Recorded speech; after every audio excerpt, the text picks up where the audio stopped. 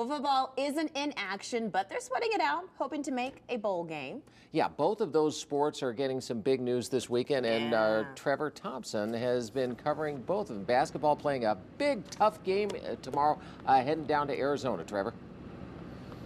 Well, no question, that's their toughest game of the year so far, if not going to be their toughest game that they face all season long. And then football, well, they're not in action, but they'll probably have some adrenaline pumping, maybe be a little sweaty because college football bowl selection is on Sunday, and UNLV really doesn't know its fate. Let's talk about that Sunday selection first, though.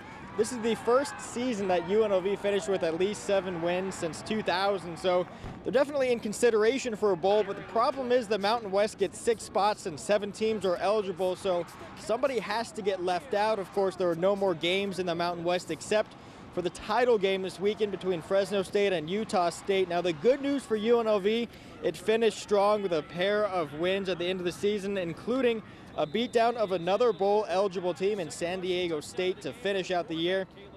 And good news for Coach Bobby Hauck, no matter what happens bowl-wise, he is set to receive a 3-year contract extension after guiding the Rebels to 7 wins this year. Now, as for the Hoops team, the Rebs are struggling. 3-3 on the season. Things do not get any easier when they take on the second-ranked Wildcats. Arizona undefeated and already beat teams like Duke this season. Meanwhile, UNLV struggled against teams like Nebraska Omaha and got crushed by UC Santa Barbara. But the good news is they've got a chance to turn their season around Saturday at 2:15 in Tucson. Also, the women's basketball team in action tonight. They are at San Francisco, and a big weekend for rodeo fans here in Las Vegas at the Thomas & Mack Center here on the UNLV campus.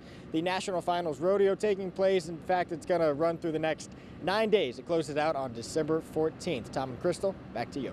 All right, and of course, the rodeo also figures into the evening commute for the next week as well. Just a lot more people. And